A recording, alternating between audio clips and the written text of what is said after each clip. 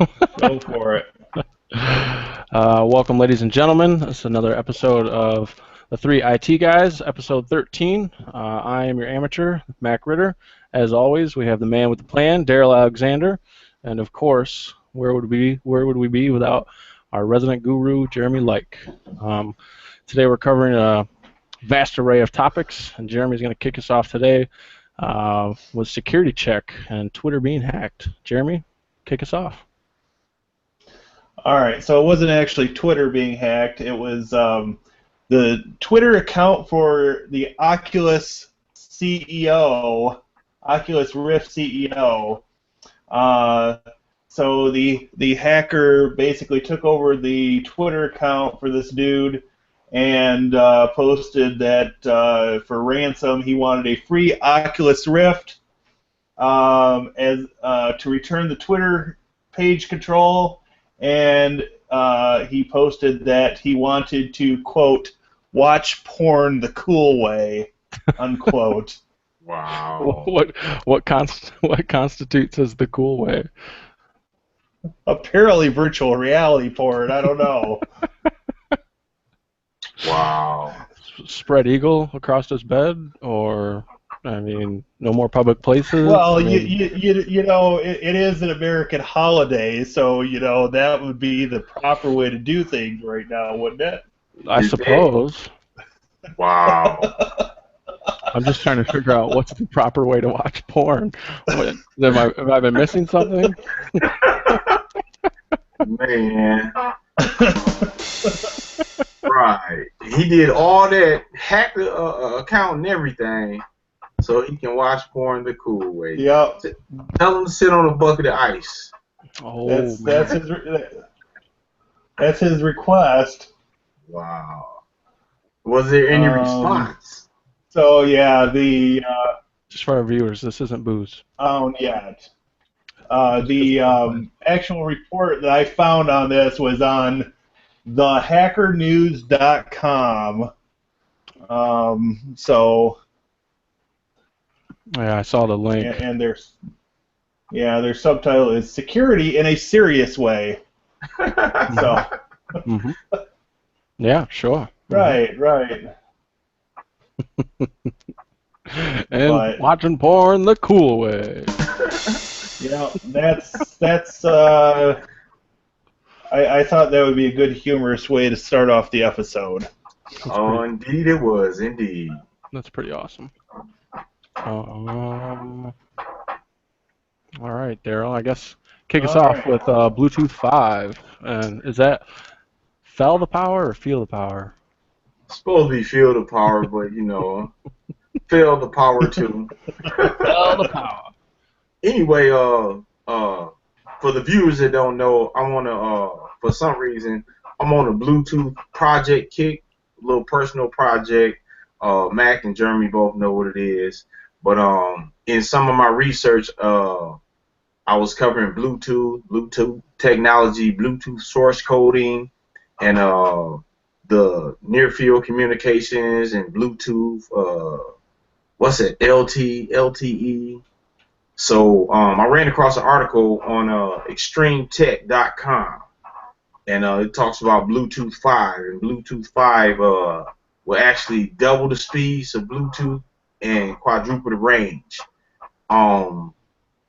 It's a couple of the SIG was is one of the guilds that like govern beta testing and whatever for Bluetooth. They were saying what applications it would have the best effect on, which is D2D. And with the D2D, that's like the directness, but they are saying that small gadgets that run off Bluetooth and the IoT of things, the Internet of Things, the IoT, they don't necessarily have the power consumption to maintain this new technology as far as Apple Watch and Google Fitbit, things like that. So that's a small barrier right there, but they're still got things to work in it. But with the Bluetooth 5, that right there is really gonna be a game changer because of the range and because of the speed in which you go somewhere one article, a guy was saying he had two comparable pair of headsets, and one of them he could go in and out other rooms, wherever, and leave the pair device sitting there. And the other one, same price range, you know, if he put his phone in his pocket, he got breaks in it and static, or if he walked out the room that the pair device was in, he would start to lose a signal. So that Bluetooth 5 might be the real consolidating factor in the wireless age and in the Internet of Things. And I'm still looking into that toaster hooked up to the internet. I still don't know for what reason. Maybe I want some toast before I wake up. Before I get out of bed, I can just boom shakalaka. All my breakfast is made.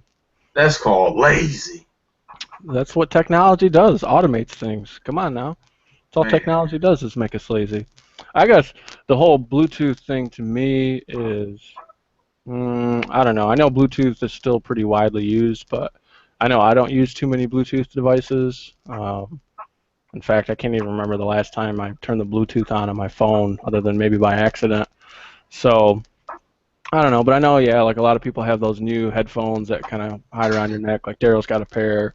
I know a bunch of kids at the school that I used to work at had them on, and I don't know. When I was in school, we weren't allowed to have that crap on all day, every day, but now I guess they are. So they're walking around with them on all the time. So I guess, you know, if you use devices like that, it's a pretty handy type of deal. But I actually find my Bluetooth headset convenient only when I'm not driving. only when you're not driving. Yeah, because I hate trying to carry the phone around with me or hold the phone up to my ear to listen. When I'm driving, I have solicitors and spam calls, and I'll be driving and it just immediately connects to the call without me seeing who it is, and then there's some guy want to sell me an oil drill in Texas for $2 million or something. I don't know. So I'm serious, and I just gotta be like politely like I'm not interested. Then they try to pitch it even harder. So when I get ready to drive, I just turn my Bluetooth off. I'm straight. For the great low price of $2 million. Right. Somebody wanted to send me a crude oil sample. I was like, wow. We should have sent that to the guy that hacked the Twitter account. Some lube. Wow. Heavy duty. Oh my, yeah, that's pretty impressive. Here, it's in its raw form. You got any thoughts on today's Bluetooth, Jeremy? I know you got a couple Bluetooth devices. I don't know if you use them or not, but you got some. Well, my speakers in my bedroom, I use Bluetooth on. I put my phone on the cradle because I've got one of those fancy wireless chargers for my Nexus 6. Oh. So I set my phone down on the cradle and then does Bluetooth the other side of the room to play Pandora until I fall asleep. You be playing that Barry White. No. But the only other thing I really use regularly for Bluetooth is when I'm driving the Camaro for hands-free calling, and that is very convenient. But that's got the controls integrated on the steering wheel to hang up calls if it's a solicitor. So, nice. So that's kind of nice. But I kick it old school. I guess I used to have like a Bluetooth, but I got tired of charging it. Like a Bluetooth, like every douchebag has. I used to have one of those, but I just never really. I got tired of charging it, and so I just went back to old school using headphones. And I know you're not supposed to really use them in the car, but I mean, we're not supposed to drink soda and all that other crap in the car either. Man, whatever. Why do I see people? They're in 2013, 14s, and 15 driving down the street. We had a stoplight, and they got a pair of earbuds in. I'm like, I know your car got a sound system. My car doesn't have sounds. I mean, it's got a system, but it doesn't have like an auxiliary port or nothing. So I just use this, and I'll use it and listen to other podcasts, or if I'm on the phone or something. And these are real handy too because I use them around the house all the time. I like to be hands free all the time when I'm on the phone. Yeah, I got a pair of those too.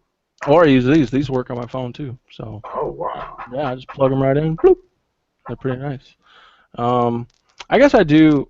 I guess that was a lie. I did use my Bluetooth the other day. I have one of those little boom speakers Yeah. that you can hook your phone up to via Bluetooth and listen to that because we were going to like a birthday party or something, and I knew they weren't going to have music, so I brought it with us. Of course, nobody really liked the music that I played, but whatever. So, all right. What's your topic, Mac? My topic. This is kind of an older topic, and it's been going around for a while, but I figured I would bring it up on the podcast. Was ATM and credit card skimmers. They used to be kind of just an outside type of thing. You'd see it like ATMs. I guess mostly just at ATMs, but more like outside functions where people would swipe their cards. But now they're moving inside the stores, mostly like convenience stores, your gas stations, your 7-Elevens, things like that. But now they're moving inside of like supermarkets. So like Walmart just recently found 3 of these. I can't remember exactly where it was at, in Texas or something, or New York, but they found 3 of them at 3 different Walmarts. And people didn't even know they were there. The employees didn't know they were there until they were on their phones, and they found out that they could pick up a Wi-Fi signal from these. And they were like, well, shoot, we didn't know that this was. And then they got to looking at them, and they noticed something was different and something was off. So let me do the screen share. Let me share this one. So these are what we're talking about. So these are mostly at the self-checkouts, though. Yeah. And so, some Joe Schmo's going along, doing his business, doing his thing, and then boom, they'll slap one of these, and these lay right over your keypads and all that, and they look just like the real thing. They are pretty much the real thing, but the only difference is obviously they're a little bit bigger and a little bit wider because they have to fit over the regular devices. So, hackers and skimmers, they can pick these up for like $200 or $300. And then I don't know how much the technology is to go inside it to pick up all your, to pick up your credit card ID and info and all that. But it's a little scary to think, it's like every time I walk up to a point of sale now, I always seem to be checking, like, look like I'm trying to rip the thing off because I'm trying to make sure that it's not gonna pick up my debit card info. So, and I have a video as well. This is how fast that these can be applied. So you guys can see this. Oh, it's not screen sharing this anymore. Hold on. Let me go to this. This is how fast these things can be put on. Bloop. Just like that. Wow. Just that fast. This guy comes up and bloop, and there it is. Mm-hmm. Isn't that a little scary? Yeah.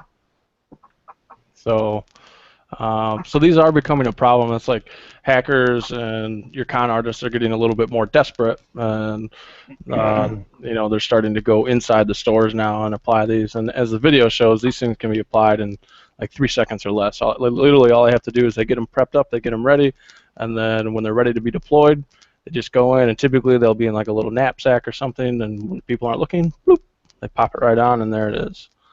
So I got that article a few weeks ago, probably like a month or 2 ago maybe. And so I thought I'd share it, and some tips I put it in the, let me see. And he put out another article about how to spot these self-checkout skimmers.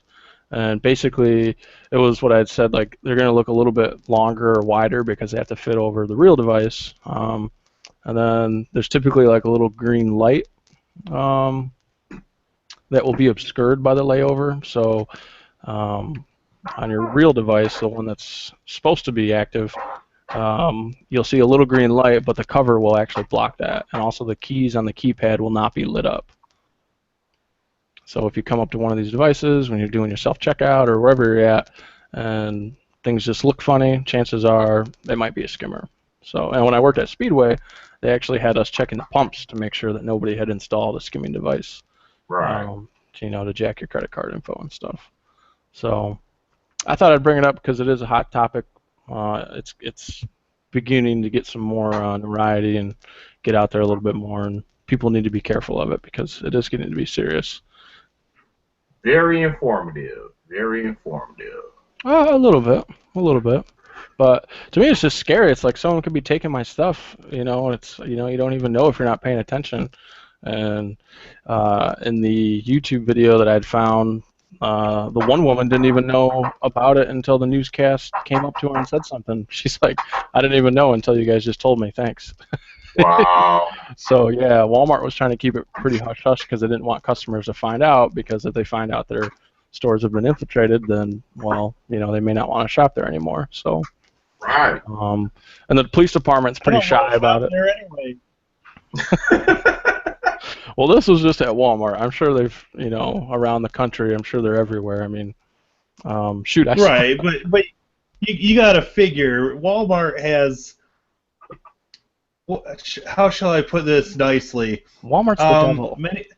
Many of their employees and their customers are, shall we say, low-hanging fruit. Wow. Second rounders. Huh? Second rounders. That's what I call them. Yeah, something like that. I shop at Walmart occasionally. No, we're talking about. Never mind. We're gonna get in trouble. Or white trash.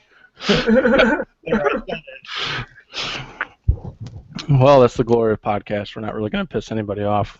If we that's their target demographic is poor white trash. Wow. Before we move on to Jeremy's second topic, I do want to add a disclaimer. Y'all don't get to see the notes like we do. Disclaimer. This is for the IT aspect of it, even though it may include topics governed by the government or government officials or public officials. It may not directly express our opinions of those officials of the government itself. Thank you. Thank you very much. All righty. Yes, but to add, though, the police department, it looks like Forest Park Police. I think that's in Texas, maybe. I don't know. I don't know my geography that well. Anywho, they were embarrassed about it, and they didn't really want to comment, and all I said was that they had forwarded on to the Secret Service. They have an electronic criminal department. So another government agency. Yep, and a lot of people don't know this, but the Secret Service also handle counterfeit money. So if you're using counterfeit bills out there, and the Secret Service rolls Which up. Which one is the group that flies the black helicopters? That's the CIA. Oh, that's all of them. CIA, NSA, DOJ, DOD. Private contractors, all that FBI. Stuff. The black unmarked helicopters, that's all private stuff. Right. In the hood, they call them the Alphabet Boys. The Alphabet Boys? Alphabet Boys. Yeah. They're learning your ABCs, buddy. Always be cool. Always be cool. All right, Jeremy. All right. Go ahead and kick us off to our next topic. So the next topic, I thought we'd have a little roundtable discussion on this political presidential candidate in question that may have been questioned yesterday by the FBI about this private email server, this mysterious private email server. And as an IT guy, I've got questions, and I haven't seen clear answers to these. They may be out there, but I haven't seen clear answers to these. So did this presidential candidate set this server up herself? If not, who set it up for her? And what were their credentials to be setting up a mail server for a high-profile government official? And then, following up on that, how is the security of this server implemented? Obviously, since current events and the unending talk about it, it probably wasn't properly secured, at least not to the government standards. And thirdly, why does a government official realistically need to set up a private email server when they are working for, we the people, and our tax dollars are funding the operation of government email servers? Well, so from what I understand, I thought it'd be. From what I understand, the gentleman that set the server up was granted immunity, so he was not going to get in any trouble for this. And I think the guy that found out about it, like the guy that found the hack and where it came from, he was also granted, because everyone tried to keep this. Hillary was like, "Hey, don't friggin' tell anybody." But right, her tech crew, from what I heard, was granted immunity, but Hillary obviously will not. She's still under investigation, and that's, to me, it's pretty wild, because I don't like to get into politics, but Trump's going to get us in trouble if he gets elected. And Hillary, the funny thing about her is if she does get elected, she's got 2 cases pending against her. So if she does get elected, chances are she's going to be indicted while she's president and possibly be impeached. And so then, whoever her vice president is going to be our next president. Well, just because she might get impeached doesn't mean she'll be removed from office. Oh. Bill was impeached and he wasn't removed from office. Well, but then again, all he did was get a blowjob. Exactly. He didn't leak sensitive information. That's all he did was get his dick sucked. He leaked DNA. All he was leaking was bodily fluid. what Daryl said. He leaked DNA evidence on the dress. Right. That's right. So I got a question. Now, yes. the private email server was implemented using government funds and government personnel. Is that what the big issue? I don't think so. That's not my understanding. It sounds like this was something that she privately had them put up for her. Okay, so other than the actual presidency, it's many government officials, senators, congressmen, congresswomen.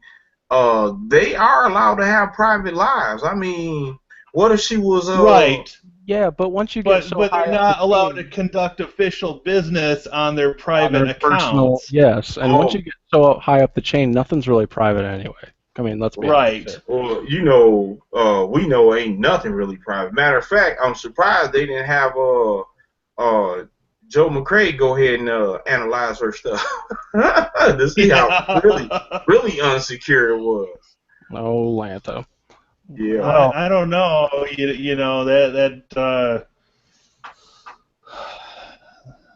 Private that could be a whole can of worms you open up there. And I can't remember what article I'd read this on, but I heard that this server was also set up in her bathroom.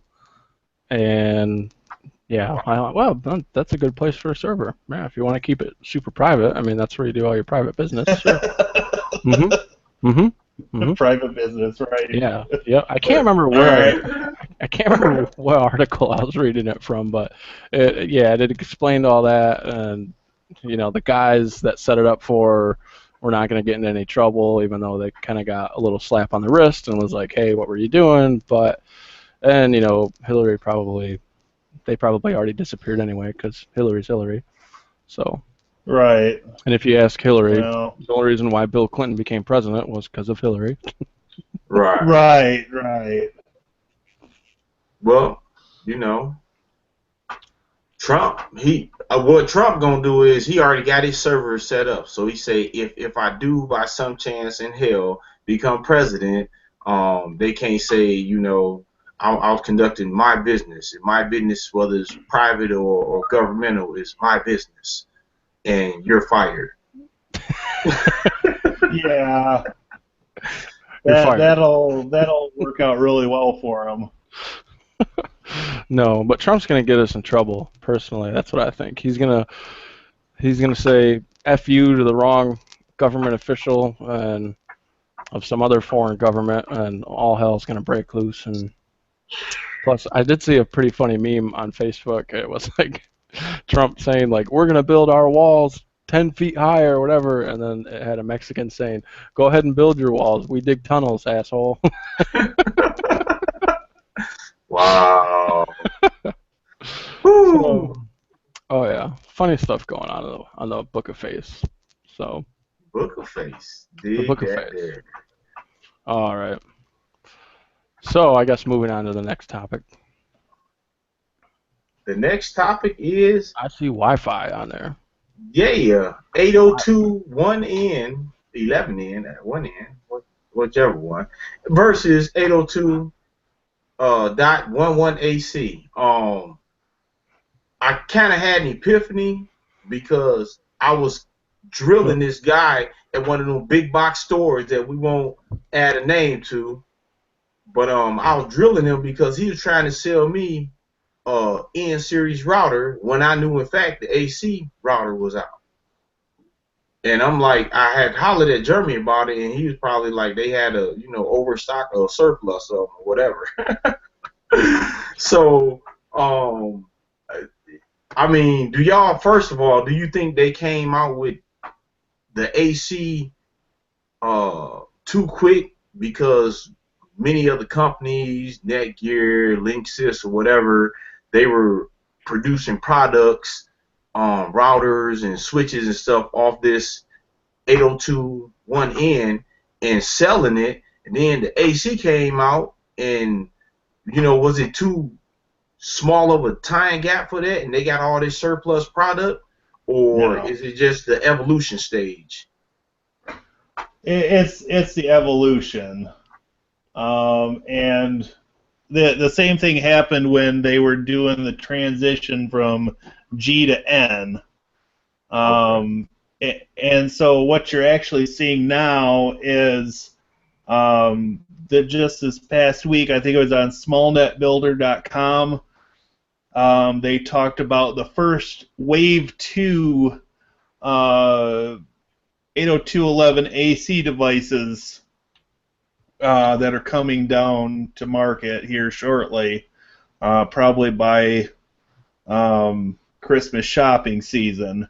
But they're going to be much faster, whereas the way they advertised the first generation AC stuff, it was kind of a gotcha, because they would, in order to reach their advertised speed, or the speed that was on the packaging, they would add together the speed of the 2.4 gigahertz and the speed of the 5 gigahertz, and that would be the speed of the whole thing.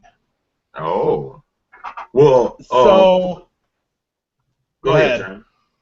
For the users out there, the AC is 5 gigahertz. The N was both the 2.4 gigahertz and the 5 gigahertz. But the AC is the 5 gigahertz. They had, what was it, 802.1A? 11. Was 11, just straight 11? 802.11 is the Wi-Fi standard, and then AB, G, N, and then AC is the newest one. Okay, which one did they try to 5 gigahertz with the first time? That would be A. So the 802.11A, they tried the 5 gigahertz, went away from it, and they did the 2 gigahertz. It has X amount of channels. I guess the 5 gigahertz has way more channels, but the proposed speed of it, the 1 gigabit, is only theoretical. So it's what, lab tested, right? Right now, yes. Yeah. The Wave 2, it will exceed 1 gigahertz Ooh. speed. Nice. But I would personally recommend anybody that is considering buying new AC stuff, I would wait until, spring of 2017, when they've got the bugs worked out of the new hardware that's going to be required for these new Wave 2 products. Yep. Always wait for the second round to come out. Now, given that the AC standard is also backwards compatible, if you implement this in your home, your Wi-Fi network at home, you would have to essentially switch it all to 5 gigahertz, though, right? Hmm. Well, the that's a good question. The problem is that they don't actually sell an AC device that only operates on 5 gigahertz. Okay. They keep the 2.4 gigahertz for backwards compatibility with N and older stuff. But some of the standalone access points, I'm not sure if they do this in routers, but some of the standalone access points, one of them that I've got, will allow you to turn off the 2.4 gigahertz band altogether. Nice. So basically, you would only have N and AC clients connecting to that access point if you were to do that. Okay. Mm-hmm. But you have to have hardware that supports that in order to do that. And always remember, your network works only as fast as the oldest component in it. That's right. If we're talking Wi-Fi. Yeah, you gonna have a 802.11b. Never mind. Go ahead. Before we go, also it's 5 things you need to know dealing with gigabit Wi-Fi and the 802.11ac. I got that off www.zdnet.com /article/gigabit Wi-Fi. Well, we can put the link in the description in the show notes. Yeah, there we go. Oh yeah. Yeah. So what's the first thing we need to know? About? Is that 802.11ac is not going to give you a gigabit of throughput. Oh yeah, that's theoretical testing. Yes. Yep. It's peak speeds are not really the selling point. It's speeds at long range are. So it has better range. It doesn't really reach any further than 802.11n Wi-Fi. It uses the 5 gigahertz band, but the backwards compatibility, as Jeremy stated, they have the 2.4 gigahertz band on it. It offers up to 1 gigabit speed, which is, it can offer it, but you producing it is different. The performance of Wi-Fi networks practically never approach these theoretical maximums. The 802.11b networks, for example, generally operate no faster than about 50% of the theoretical peak, around 5.5 megabits per second. Likewise, the 802.11a and 802.11g networks generally run no faster than 20 megabits per second. So that's what we need to know. Well, it's good to have some cushion, I guess. Yeah. There's no such thing as overkill, right? I don't know. But yeah, so it says, oh, that was number 1, and then number 2, working out the range. Yep. So the range is basically going to be the same as all previous versions, and then backwards compatibility. So it is going to have the 2.4 gigahertz AP channel conflict. Ahoy! Oh man, that's quite the Oh, it got that big box store in that article, or in that point. Mm-hmm. Oh, are we talking about the guys with the goofy blue shirts? And We have to remember, those guys are salesmen, okay? So I'm sure they study and read up on their stuff, but that's not what they do for a living. They just sell it. So you got to cut them apart. And then 802.11ac requires additional infrastructure. Oh, that one, the important one on the 5 things to know. And for some reason, Jeremy been secretly pointing this out to me every time I bring up PF Sense Box. The second wave 802.11ac APs will require 2 gigabit Ether ports. Oh my. Yes, go get another card. I was gonna say that's quite the load. So I mean, so it's out there. If you're a big guru and you're all about having the best of the best and top of the line, and you got money to spend, then go for it. But if you're still rolling with 802.11n, there's nothing really to worry about. Yeah. So which isn't a bad thing. Till you run out of channels. Yeah. I don't think so. Unless you got like 50 devices on there. I mean.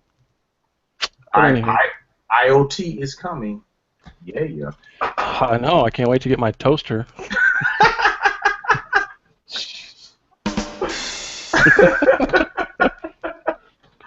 Yeah, All buddy. right. Jeremy, what are you doing bouncing around my show notes for? I see you. Uh-huh. Do you not like my spelling? Fixing your goofy formatting. I just throw it in there, man. I don't go all like formal. Like I see you guys like took your time and like actually type some. I just throw some links in there and then. It's called hit a tab button for a sub. Yeah, the tab button doesn't take any extra time, yo. I didn't mean to. I didn't want to put any tabs in there. I just put in some links. Like I said, I wasn't trying to be all. If you guys could see, I mean, I guess we could excuses. I guess we could make this. So if you guys can see, so this is Jeremy's show notes, and then these are Daryl's, you know, nice and pretty and formal, and then here's mine, all slow and Charlie Foxtrot. Hey man, I just throw them in there and hope for the best. So I do not I don't care. It's all good. You'd be all right. So what's your next point then? My next point is Google coming out with its own handset. So as we all know, Google has been primarily using LG and I can't remember. I mean, I do remember, but I can't pronounce it. But they've been the Nexus line. Motorola. No, well, Motorola, but no, there's another one that I cannot pronounce. But they've been rolling out their Nexus line. Huawei, yeah, something like that. Wawa. Huawei. I don't know. That's why they call me the amateur, ladies and gentlemen. So Google's been rolling out the Nexus on Huawei and LG and Motorola mostly, and they're coming out with 2 new.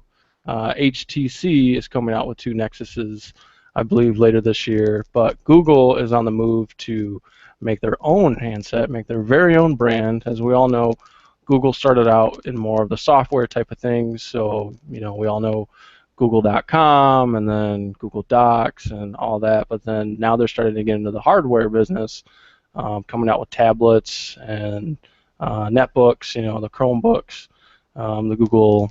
Oh, what's the thermometer? The Nest. Google Nest. Yep. So Google's trying to brand all their own gadgets. So they thought, well, instead of just rolling out our operating system and our Google's on a lot of different platforms, but instead of rolling out Nexus on different hardware, let's just make our own hardware and come out with our very own phone. Is this comparable to the other company that had the software and in forms of like Vista and got Cortana, and they came out with their phone Well, Google seems to be able to get a little more traction, although yeah, they've actually got apps to support their phone. Yeah. See, the thing that Google's got rolling for them is that Google's already into everything. So, yes, like Microsoft is more into the corporate world. We all know who we're talking about. Microsoft is in the corporate world. Well, whatever. But Google is hitting the line with their own physical devices now. So they want to get their own phone out and they want to put Nexus on it and do all that fun stuff. So my understanding was that it was going to be separate from the Nexus program. The other manufacturers are going to continue making the Nexus devices, but this is going to be Google branded specifically. Okay, so I stand corrected. So they're going to keep Nexus with the other manufacturers, and Google's going to come out with its own brand spanking new dealio.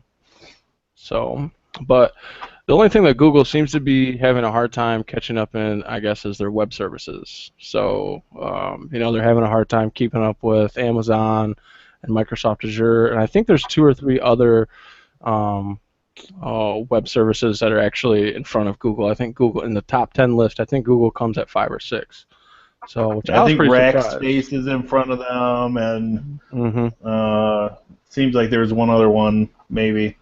Yeah, I was pretty shocked when I first saw that. I thought Google would be either at the top or right behind AWS, and Microsoft Azure is actually right behind AWS. And I was pretty surprised too to see. I didn't know too much about the cloud at that point, but I was like, wow, Amazon's literally, they're like Google's biggest competitors, it seems like. So yeah, but that's the only thing that it seems like they're really, really lacking on, which really they're not. It's just, they kind of got to that stage of the game a little late. But at the same time, everybody's still using Google Docs and Google Drive and all that, so they're not hurting by all means. And their biggest selling point is speed. Google has servers all over the world, and so speed is their main ridiculous servers. Yep, Google's got money, so. So yeah, I thought that was kind of cool. They're coming out with their very own phone. They're not going to stamp their OS on anybody else's physical hardware. They're just going to come out with their very own thing. So I'm pretty interested. Actually, I thought about maybe when I'm getting an upgrade, maybe get one to try one out. I don't know. Because you have a Nexus, right, Jeremy? I've got a Nexus. LG or Motorola? Motorola, the Nexus 6. And you like it, right? It's a great phone, rock solid. Nice. Rock solid. So, I mean, typically when Google puts something out, it's pretty good. So you think they're going to have like a Chrome phone Platinum Edition? If it's going to be Chrome OS, then I'm probably not going to.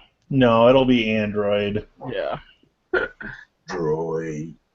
I remember like the very first commercial for Droid. It was so mysterious, and it was like, ooh, what's it gonna be, And then it just said Droid, and it didn't really give them too much. It didn't give any pictures of the phone or anything like that. I was like, oh my god, I want one. So. Yep. Droid. And that was years ago. That was like in 2006, 2007. So almost a decade ago. Wow. So yeah, that was I just thought that would be fun to share. Google it coming out with was. its very own phone. And I'm interested in getting one. I might. Google it, baby. Go ahead, baby. Google it, baby. Yeah, buddy. Because I'm rocking an iPhone. This is the only Apple product I have. I like the phones.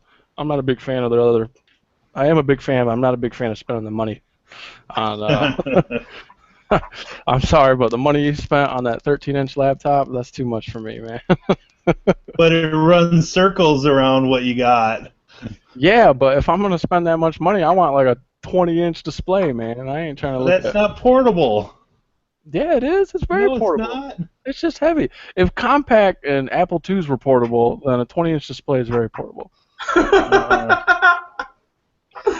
And you get about 30 minutes of battery life.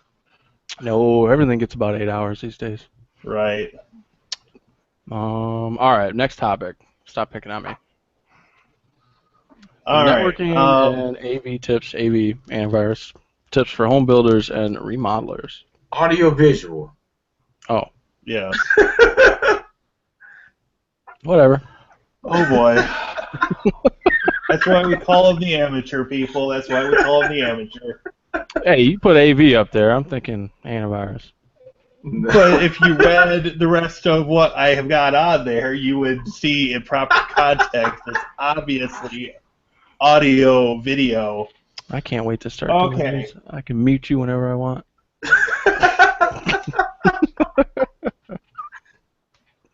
All right, so this topic was sort of prompted by a consulting job that I went out on about a week ago.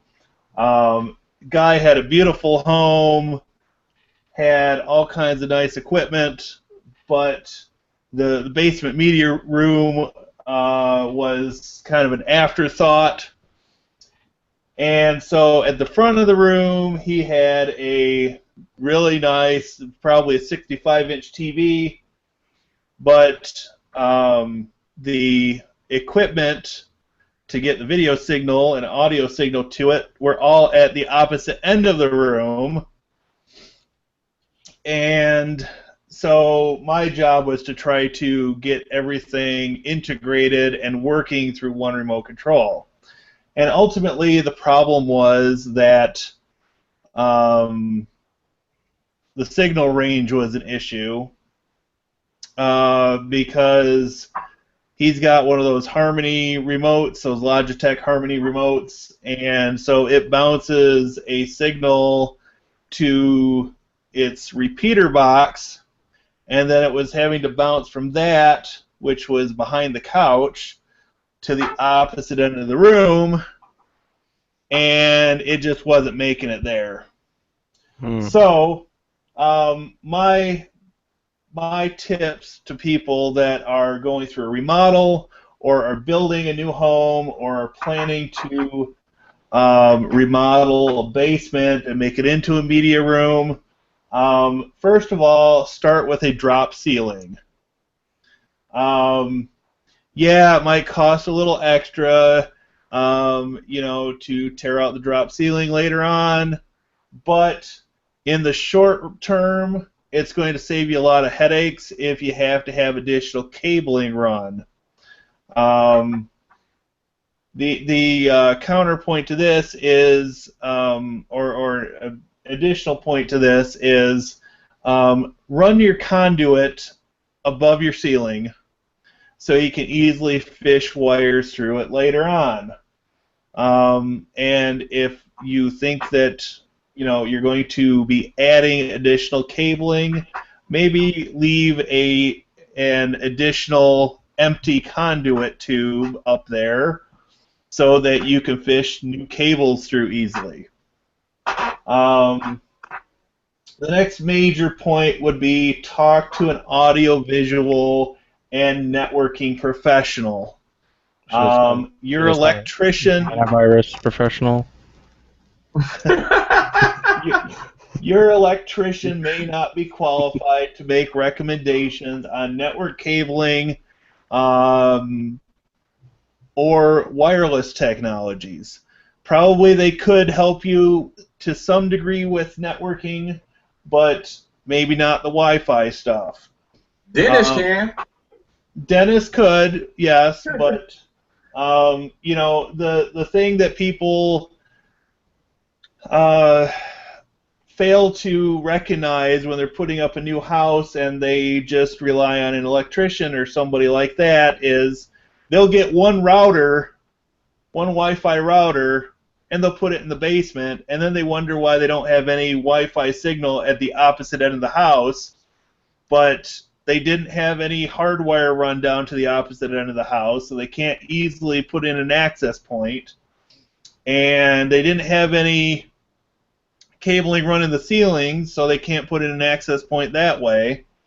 So, they're kind of going to get stuck between a rock and a hard place, and it's, do I call in an electrician to rip out some drywall and run cabling to the ceiling so I can add a ceiling mount access point? Or, how do we accomplish this? You call in a skilled IT tech that knows about audiovisual and can also do drywall and fishing and patch and repair drywall and get the color match through Lowe's or something and repaint your stuff and charge you a little bit more. This is true. Well, now you're getting. However, it is difficult even for a skilled IT person that has drywall capabilities to match textured ceilings and have it look seamless, depending on how they textured the ceiling. Yeah. That is a challenge even for people that do drywall for a living. Mm-hmm. If it's a textured ceiling, you basically got to redo the whole thing, or live with a patch job. No, you can put a strobe light right there in that spot. Oh, come on, Daryl. I know you're into disco, so you'd be putting on some ABBA, and you need a disco ball, and you'd be up there singing Dancing Queen. Y'all see that little box behind Jeremy's shoulder? He got the BG's greatest hits up in there. And he be playing it Saturday nights by himself with some Wild Irish Rose. Having the time of our lives. Oh, my. So, anyways, my point in all this is that, it pays to do a little extra research, talk to an additional professional, measure out, or if you'll have access to blueprints, take the sizing of your house and go talk to somebody that can say, oh yeah, you're not going to get away with one wireless router in your basement, you're going to need 3 additional access points to cover your whole house. And know that right from the start so you don't get bit by the same kind of situation that this particular person is in at this point. Yeah, but also your average consumer, who thinks of that? I mean... Right, but when you're looking at somebody that has $1 million house... right. Maybe they or their contractors should have thought about it. Maybe. Oh, Jeremy. But that's what gives guys like us a little more scratch. Make a point of this. A couple episodes ago, you had looked up a tech thing that was coming out. That little ball. Do you remember? I'll go back and review it. Ball. It was a little ball for doing, I guess, Wi-Fi or access point throughout the whole house or whatever. But we was gonna update the viewers on it. I'm gonna go back and check it out. Y'all look for that coming. It's in a previous episode. Okay, I don't remember what that was.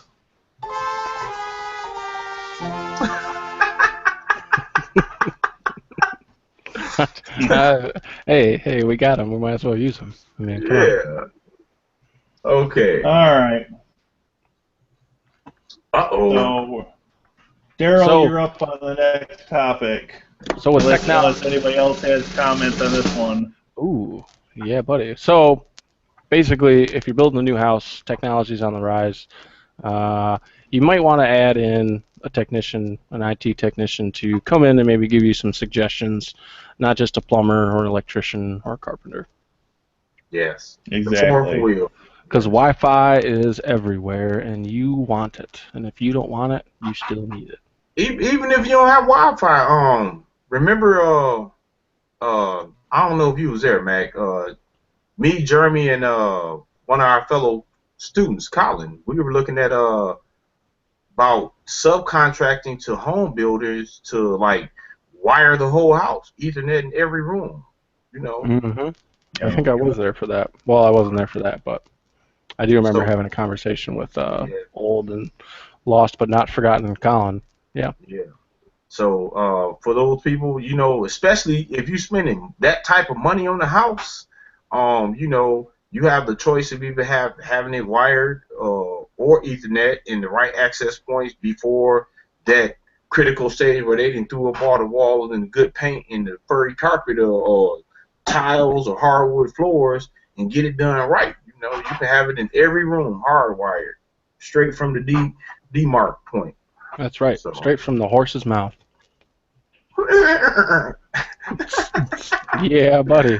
Okay, Mr. Ed. Where's the peanut butter? Where's the peanut butter? No, nobody got that? They used to put peanut butter in Mr. Ed's mouth. That's how to get him to go like that. Oh. All right. Come on, man. Damn. Tough for him. All right, Daryl. Cybrary versus the world. Matter of opinion. This is a roundtable discussion. Hold on. So let's get it going real good. Yes, young grasshopper. Matter of opinion. Cybrary.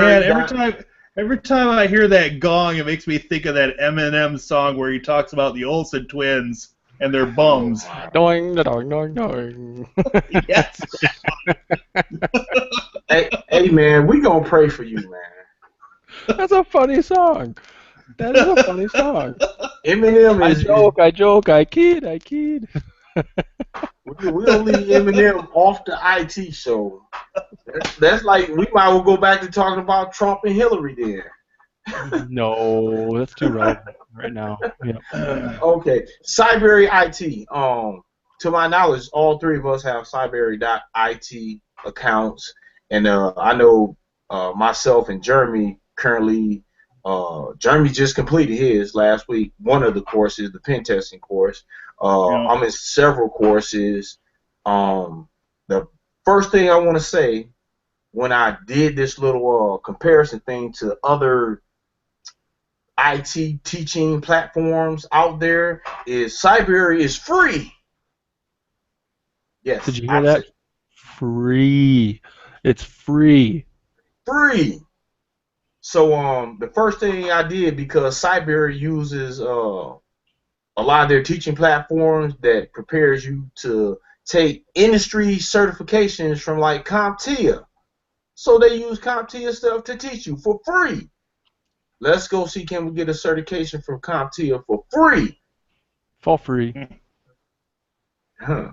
They Free cost money. hundreds of dollars too, man. But anyway, in my research, in mine, Cybrary versus CompTIA, some of the forum threads was reading that a lot of people like the continuity of the way the what are they called? They are called the SMEs. SMEs? Is that right, Jeremy? The SMEs, the people that Yep. teach Subject matter experts. subject matter experts, and from the classes I've been in, they've been very thorough.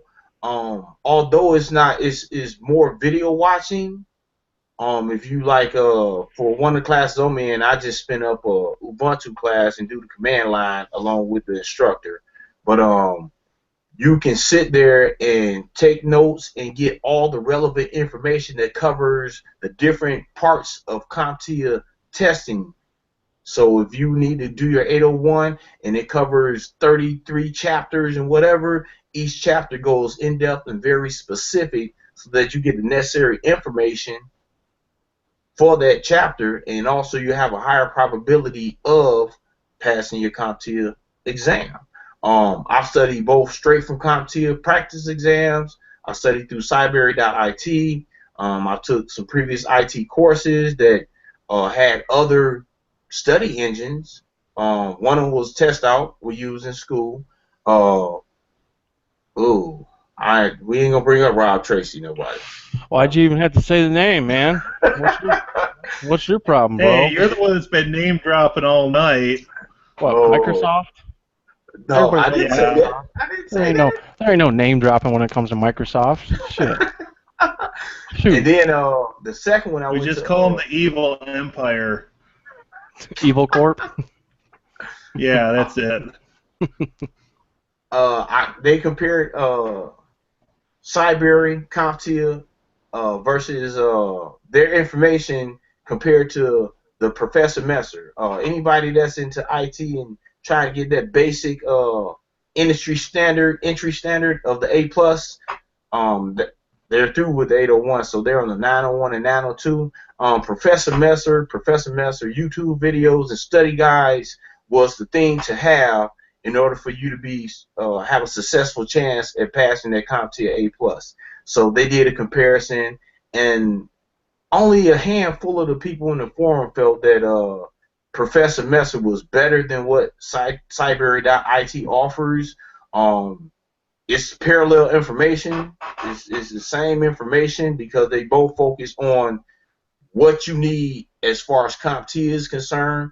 I have been at other search engines that offer practice exams that's supposed to be comparable to what you must know to take the A plus, but it's a lot of gaps. It'd be a lot of gaps in those type of things.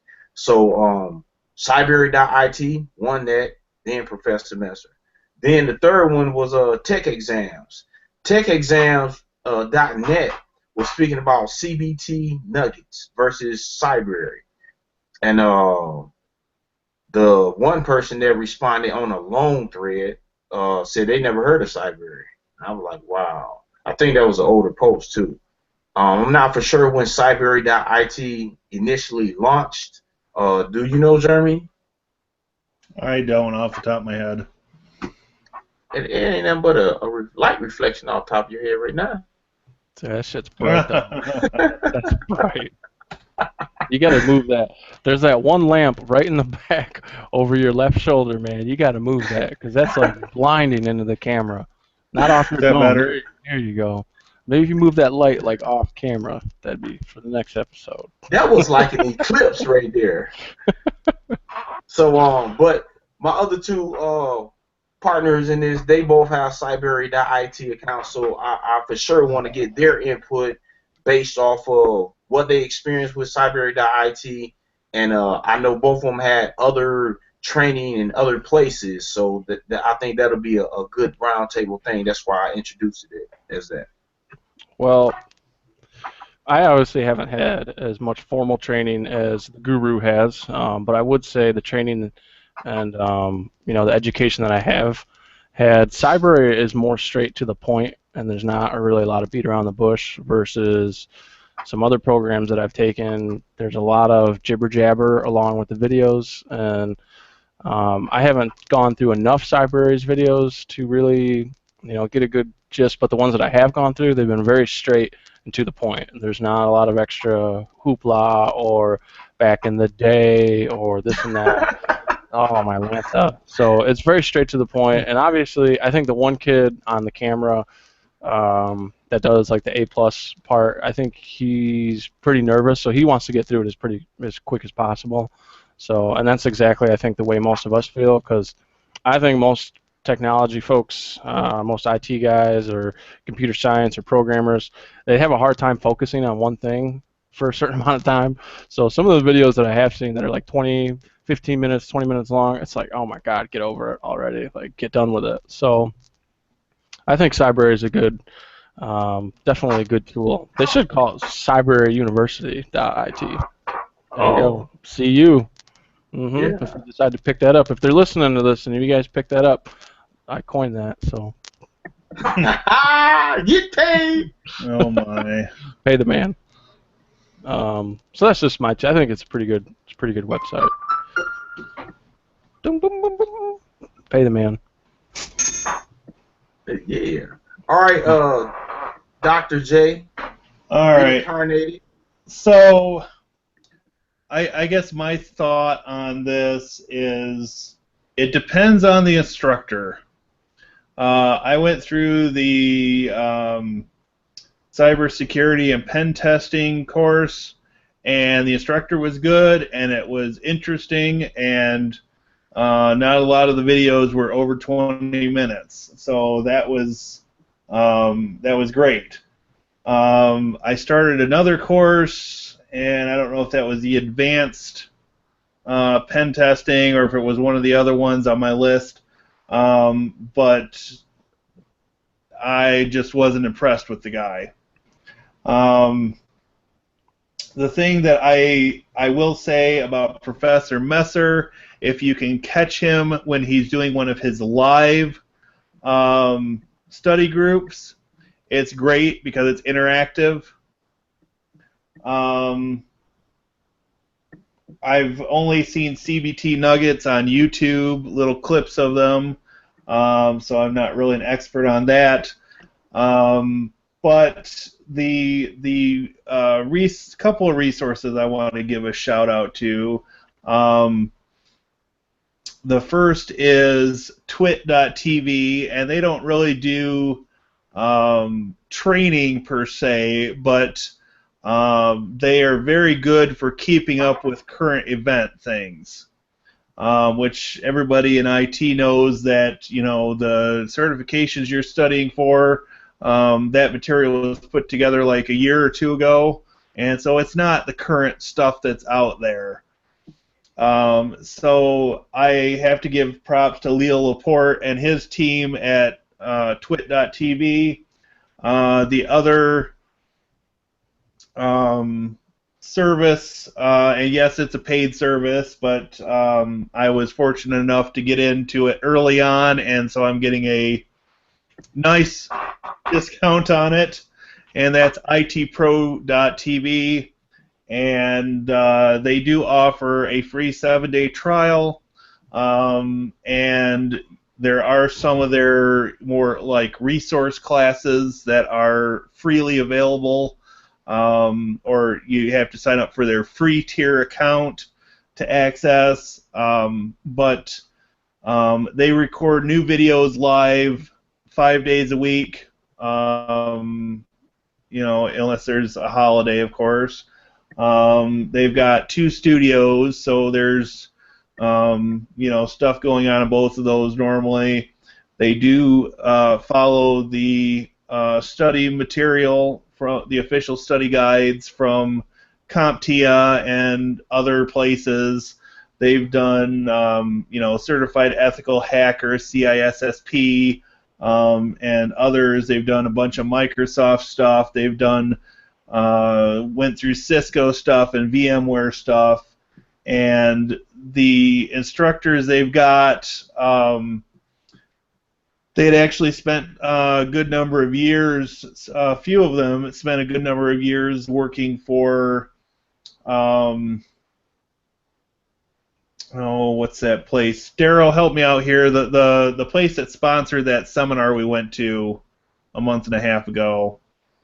Google? No, the one at the Michigan Works place. Who is the other sponsor? The one that does the training? New Horizon. New Horizons.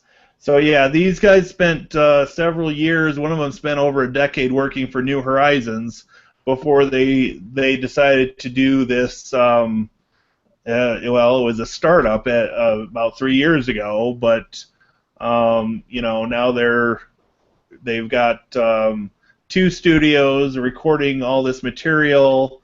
They offer practice exams with your subscription.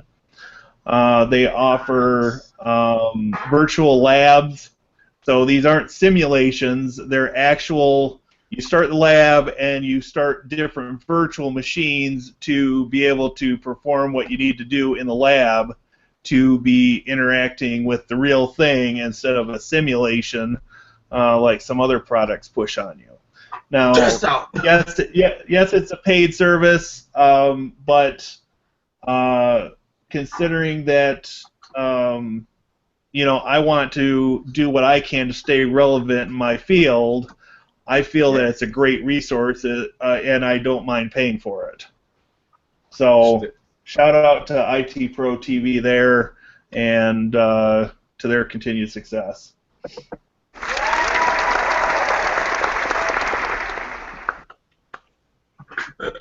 Shout out.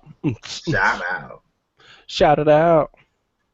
So, Cybrary.it, if you want to be worth your weight in anything in the IT field, that's definitely something you should check out.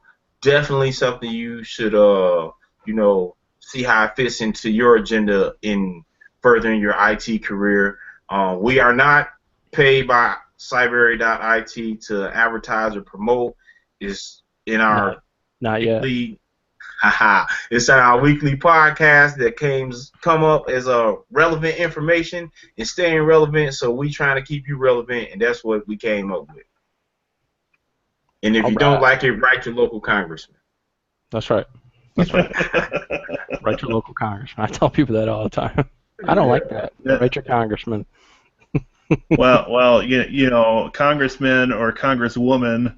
I like to just call them Congress critters. That's right. Just make sure their email servers are secure. Right. Right. All right. So my last topic really isn't too informative, I guess. I just thought it was really neat. I was trolling around on Reddit today, and I saw this topic, and I thought, oh, wow, that's really cool. So the world's first solar airport no longer pays for electricity. and this is Nice. located in Cochin, India. And they took the liberty. They basically didn't like their electricity bill, and so they took the liberty of spending. What was it? They spent 620 million rupees, which is equivalent to about 9.3 million US dollars, and built themselves solar energy, some solar panels on some unused property. Yeah, that's a lot of money. To build a vast 45-acre solar plant on unused land near the International Cargo Terminal. So Nice. they had some space laying around, and they said, you know what, we're tired of dealing with our high electric bills, and they plan to start seeing savings in about 6 years. So really, that's not too bad. I mean, No. you make an investment, and there it is. And so, for those of you who don't know how solar panels work, in a nutshell, they basically take sunlight and convert it into energy. There's a huge long process, not a long process, but something about photons and electrons and all that craziness. But basically, they just take sunlight and it converts it into energy. And solar panels aren't really cheap, but with enough of them, you can power a house, you can power an airport. That's right, and you could even power really a city. But I mean, we're talking a lot of solar panels. And what else I found today was they're thinking about making floating solar panel, kind of like islands out in the ocean that float, because the whole problem with there's a big argument of, well, why doesn't the world just go to straight solar energy? And it's like, well, because not solar sunlight doesn't hit the world evenly. There's Right. clouds, not every place gets direct sunlight, things like that. So, but the Sahara Desert, which is like 3 million square miles, something like that, soaks up a lot of sun. So people have been talking about putting solar panels in there, but then there's the problem of, okay, well, how do we evenly distribute all this energy across the world? So it's in theory, or it's in development still, and all that crazy fun stuff. But I thought that was really cool that somebody just made the jump and said, we're not paying for electricity anymore, and it saves on coal, so there's not as much pollution and stuff going in the air. Yeah, hey, they're off the grid. They're on their own energy grid now. How cool is that? That's cool. I I mean, wish I could get off the grid. that'd be pretty sweet. Let's see. So the tens of thousands of panels generate on average slightly more than the roughly 45 to 50,000 kilowatts of power that the airport, seventh busiest in India, uses per day. Wow. So it generates enough to keep them off the grid. Yeah. And they will, so that it also eliminates, it will eliminate, well, they will be able to avoid more than 300,000 metric tons of carbon emissions from coal power over the next 25 years. How awesome is Nice. that? Greenhouse effect. Save the earth. That's pretty neat. So, and it says that other airports plan to follow. I can't pronounce this name, but another airport in India is going around the same, walking along the same path rather, and they are going to build a solar plant covering as much as 70 acres that will reduce their electric bill by roughly 1/3. Nice. Yeah, so I just thought that was pretty cool. I'll throw that in there. Alrighty then. Oh, It is 9:21, fellas. it is 9:21. Yes.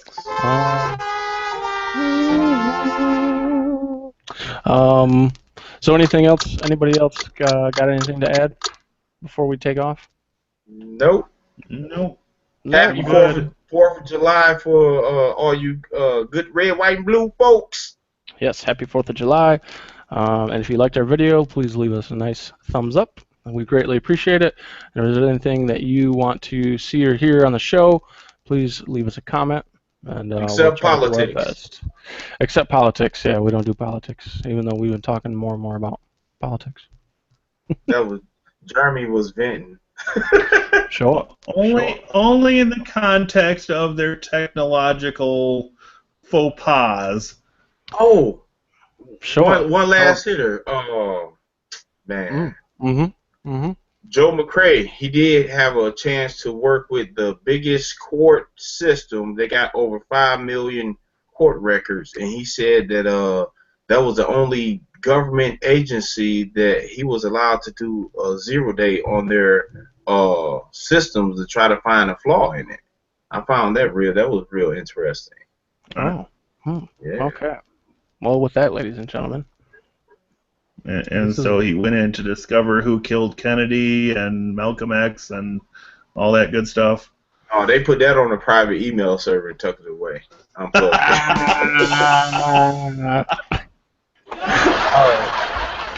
All right, ladies and gentlemen. All right. Let's cut the feed and talk offline. All right, on that note. All right. Thank you all, everyone. Thanks for tuning in. See you later.